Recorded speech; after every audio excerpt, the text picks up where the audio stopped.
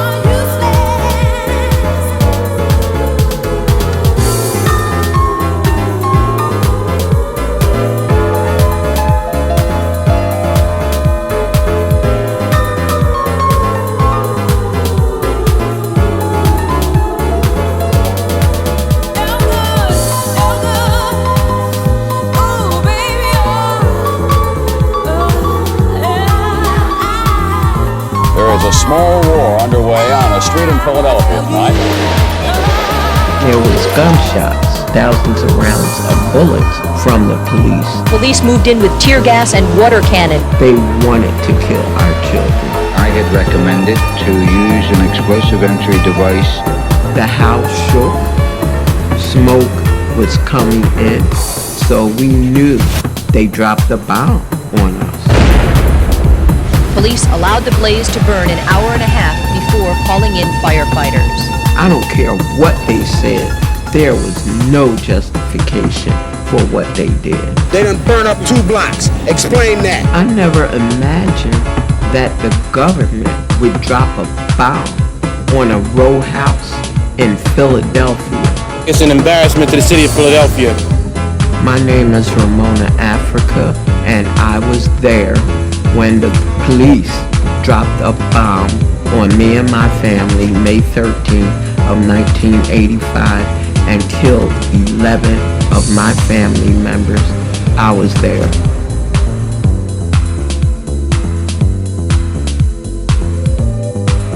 I was born and raised in West Philadelphia. I went to Temple University and I was headed to law school.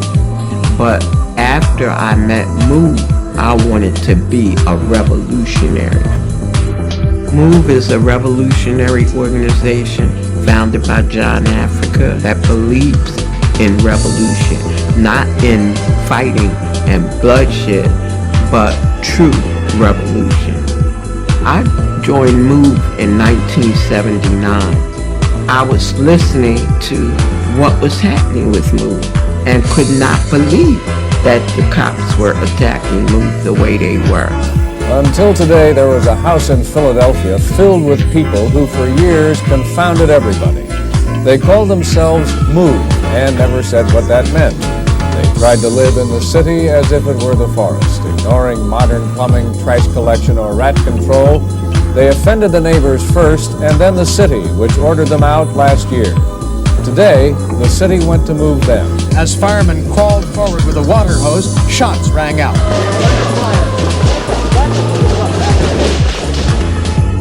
The MOVE 9 were 9 of our sisters and brothers who were arrested unlawfully for the murder of a police officer and given a 30 to 100 year sentence. Last December, 9 MOVE members went on trial for the death of Officer Ram. Everybody knew that MOVE did not kill a cop because MOVE was in the basement. Officer James Ram was standing up on street level, and the media said he was shot on a downward angle. So there's no way that MOVE could have shot him. They wear their hair in dreadlocks because they reject combs as symbols of industrialization, which their back-to-nature philosophy opposes. Their basic goal is to overthrow the present system of government, which they consider to be corrupt. People thought MOVE was crazy at that time because of the media. They spew out obscenities when they talk. Terrible language. Rizzo said that he wanted MOVE out of Philadelphia. It's amazing that this group has been running loose now for a half a dozen, couple, 3-4 years that I know of, and they should have been in prison many, many months ago. We moved into Osage Avenue because that was our headquarters. It was warm and loving. There was children there. We would take them to the park. That was mainly our day. Some people said we was on the loudspeaker day and night, every day. That was just a lie, probably promulgated by the police along with the media. We were getting along with our neighbors and nothing was going on. That's why we were surprised and shocked when hundreds of cops invaded our area trying to throw MOVE out of our home. And this was on Sunday, Mother's Day. There is a small war underway on a street in Philadelphia tonight. It has been going on all day between hundreds of Philadelphia police and a bizarre back-to-nature group called MOVE. Nothing happened all day, but that night, Gregor Sambor, the police commissioner, got on a loudspeaker and said, "Attention MOVE, this is America. You had 15 minutes to come out." Well, obviously we didn't come out because we knew they wanted to kill us.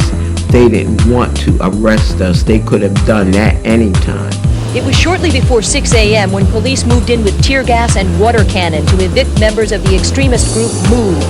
When we were in the basement for a while, we didn't feel anything. And then the water started coming down on us. I mean, rushing down on us. What we intended to do was to create a diversion on the roof of the MOVE compound. It was hard to breathe. Our children were soaking wet. And then they started with the tear gas. Tear gas started coming in. We got the blankets and they was wet, and then we put them over our heads and started laying down. They blew a hole in the house to the left of us to try to come through it to come after us. What we wanted them to do was to come out of the front of 6221 Osage and surrender. We tried to get out after that. We tried to bring the kids out, and we shot back into the house. A gun battle erupted. They shot over 10,000 bullets. So that was their intent, to kill everybody in that house. I don't think that they should kill the people and their babies. They should find another solution. After that, that's when the silence was. It was a long interval of silence, and we didn't know what they were doing. We felt comfortable for a minute. And then the bomb was dropped. The house shook. It shook. And then we start feeling the heat and the smoke, which we knew wasn't tear gas. We knew there was a fire in the house.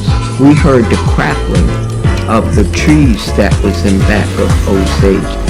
The night skies over West Philadelphia, bright with flames. As many as 60 buildings may be on fire. I was told, and I saw newspaper issues about people yelling to the firefighters to put the fire out. Why wasn't they putting the fire out?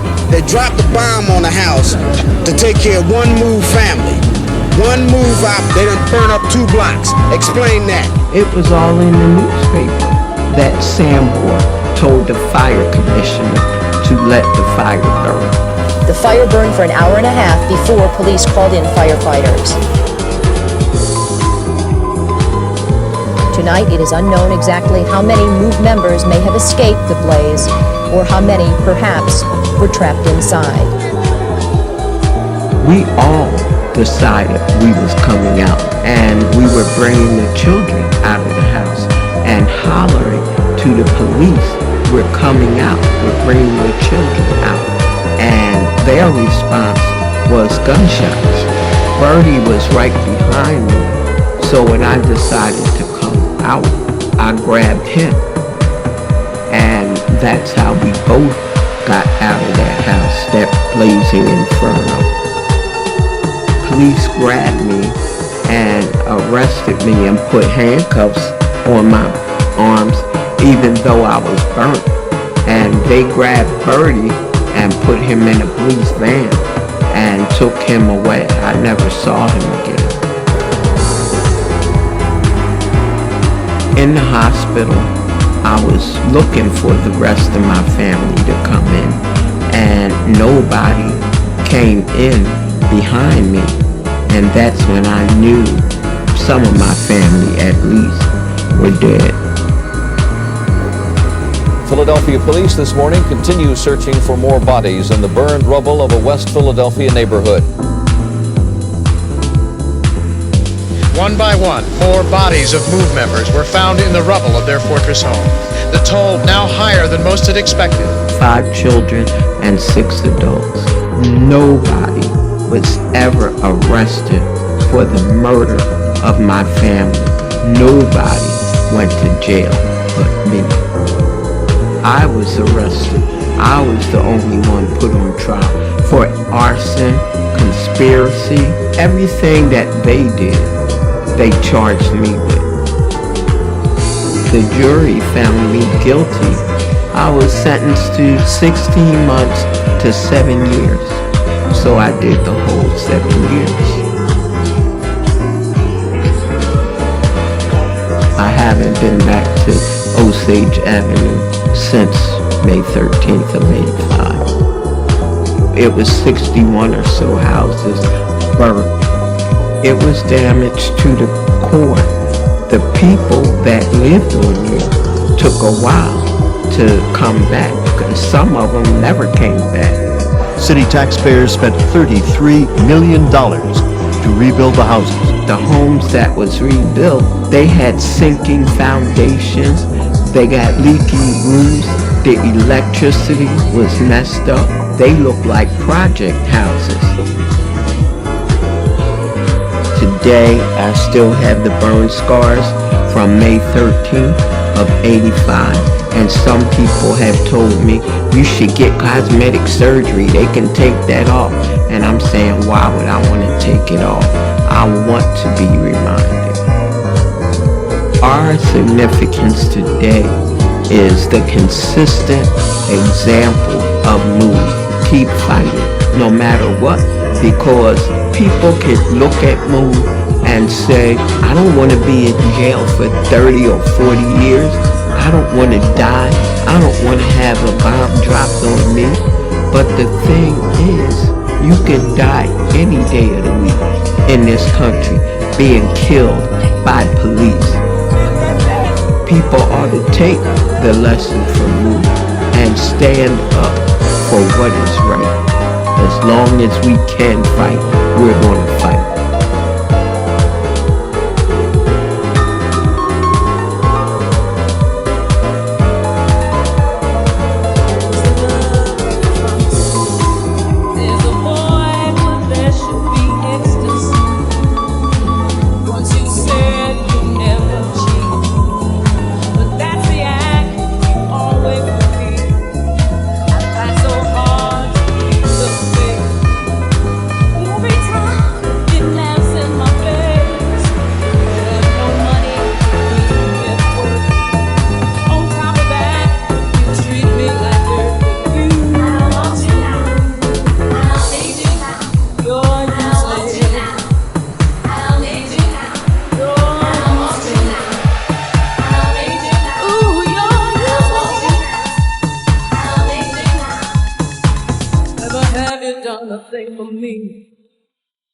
I'm sick of you, I want to be free. Today's the day I cut you loose. I'm through taking all of you.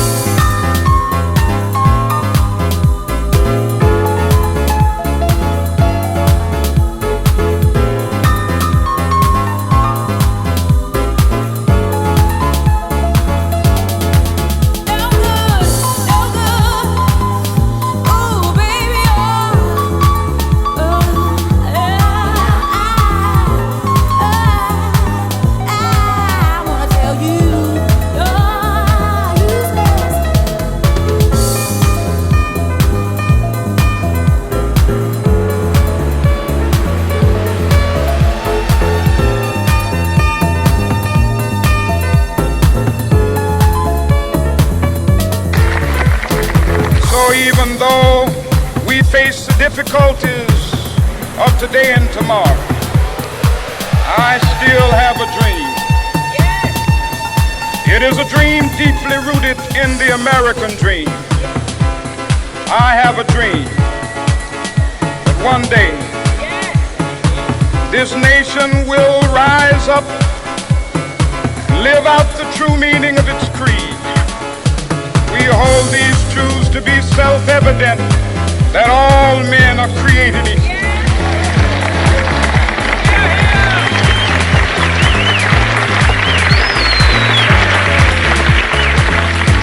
I have a dream that one day on the red hills of Georgia, the sons of former slaves and the sons of former slave owners will be able to sit down together at the table of brotherhood. I have a dream that one day even the state of Mississippi, a state sweltering with the heat of injustice, sweltering with the heat of oppression, be transformed into an oasis of freedom and justice. I have a dream that my 4 little children will one day live in a nation where they will not be judged by the color of their skin, but by the content of their character. I have a dream today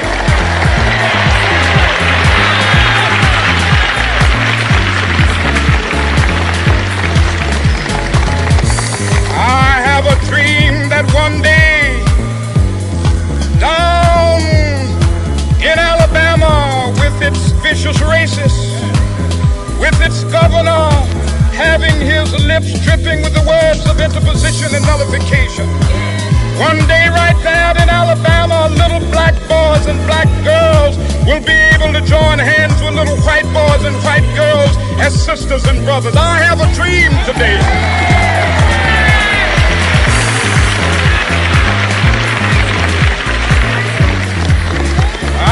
A dream that one day every valley shall be exalted, every hill and mountain shall be made low, the rough places will be made plain, and the crooked places will be made straight, and the glory of the Lord shall be revealed, and all flesh shall see it together. This is our hope. This is the faith that I go back to the South with.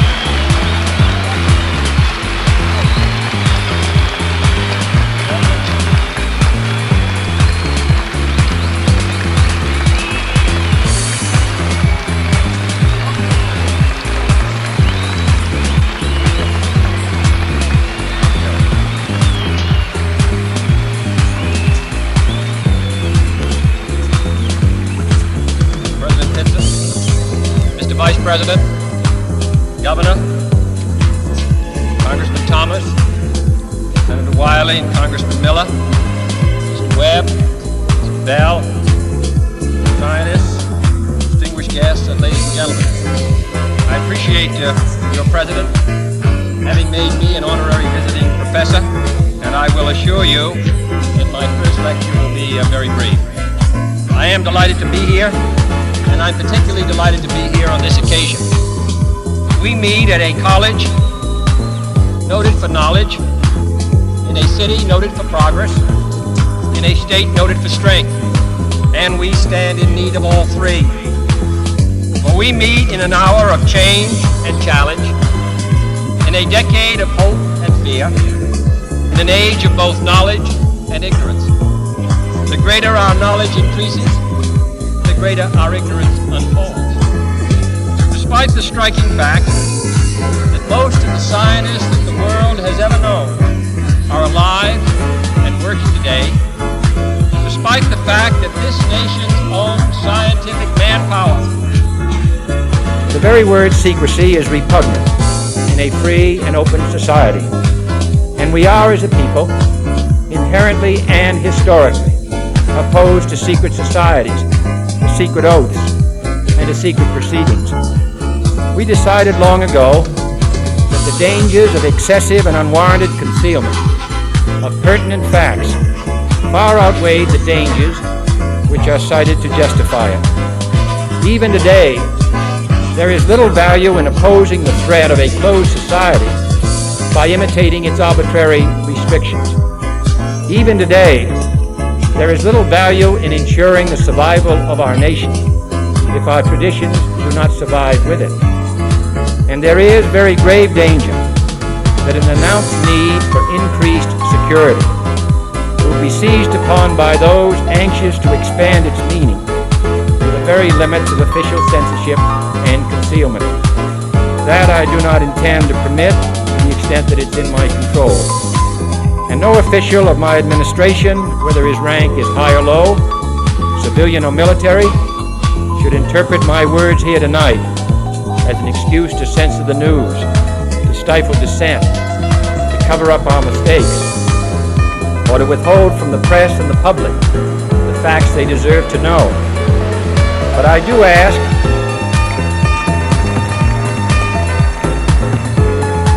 ask every publisher, every editor, and every newsman in the nation to re-examine his own standards and to recognize the nature of our country's peril.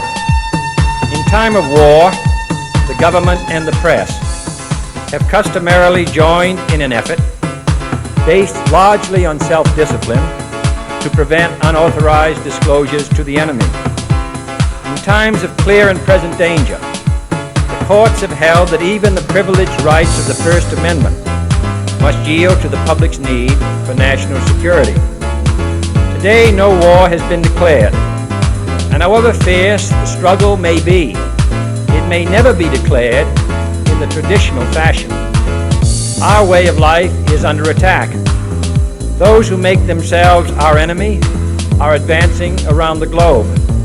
The survival of our friends is in danger, and yet no war has been declared. No borders have been crossed by marching troops. No missiles have been fired. If the press is awaiting a declaration of war before it imposes the self-discipline of combat conditions, then I can only say that no war ever posed a greater threat to our security. But I am asking your help in the tremendous task of informing and alerting the American people. For I have complete confidence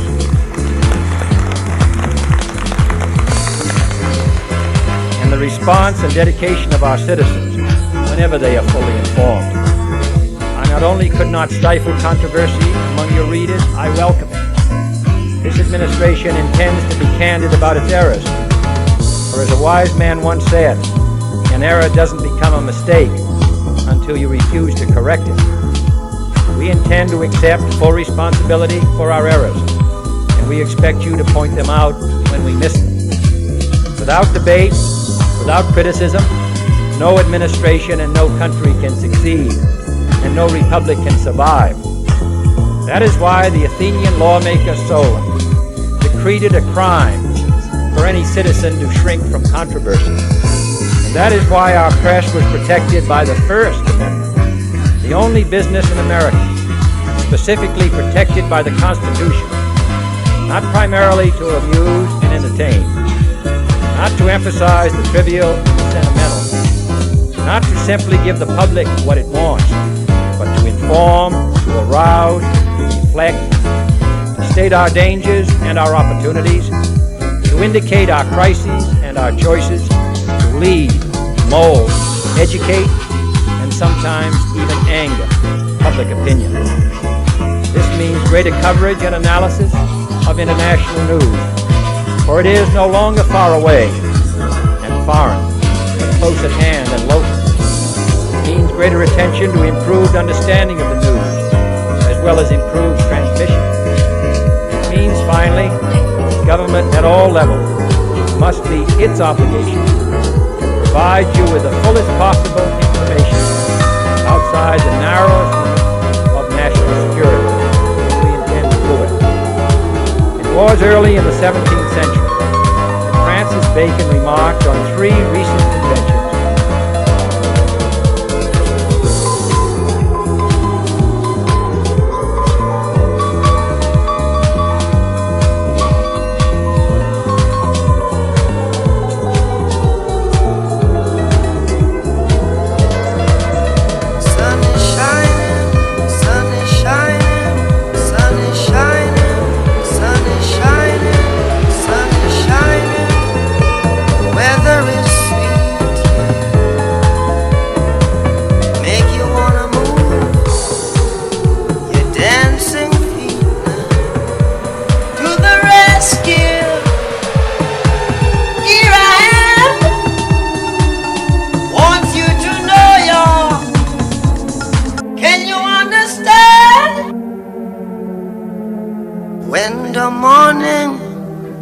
Gather the rainbow, yeah.